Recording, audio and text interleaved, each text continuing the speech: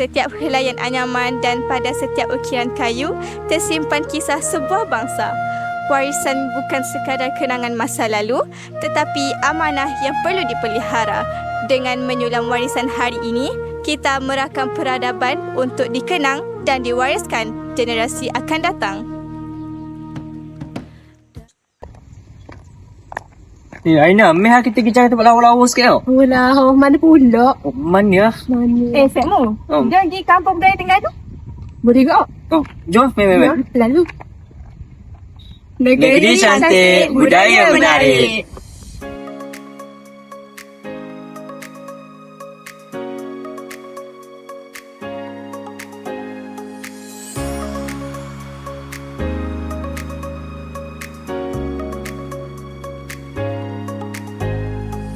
Kampung Budaya Terengganu merupakan sebuah muzium hidup yang dibina bagi memelihara serta memperkenalkan warisan dan budaya masyarakat Terengganu kepada generasi kini dan para pelancong.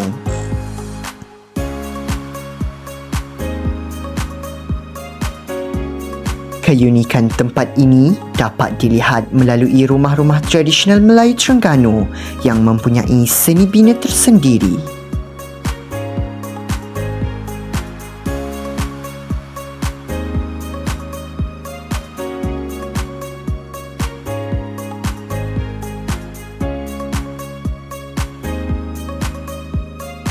Selain itu, pengunjung juga berpeluang menyaksikan demonstrasi kraf tangan seperti ukiran kayu.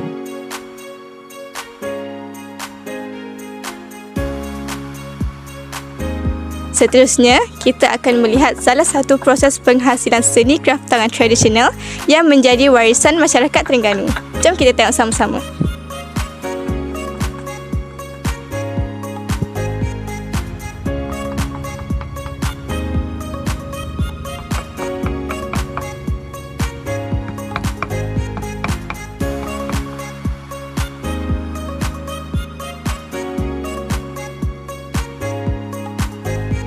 Setiap hasil yang terhasil bukan sekadar sebuah karya seni, tetapi merupakan lambang warisan yang perlu dihargai dan dipelihara agar terus dikenali oleh generasi akan datang.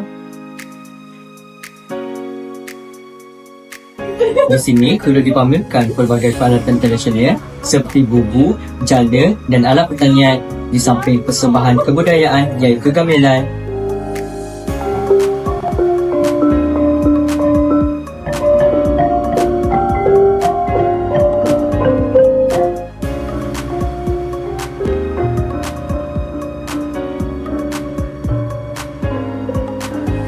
Penubuhan Kampung Budaya Terengganu bertujuan untuk memelihara seni dan budaya tradisional selain menjadi pusat pendidikan tentang sejarah serta adat masyarakat negeri Terengganu. Okey, baiklah. Sekarang saya bersama salah seorang pekerja di Kampung Budaya Terengganu. Encik, boleh saya tanya beberapa soalan? Boleh, silakan. Okey, yang pertama, mengapa penting untuk generasi muda mengenali dan memelihara warisan budaya di sini? Okey, pentingnya untuk generasi baru ni supaya mereka lebih mengenali ataupun memahami keindahan dan kecantikan warisan seni budaya kita.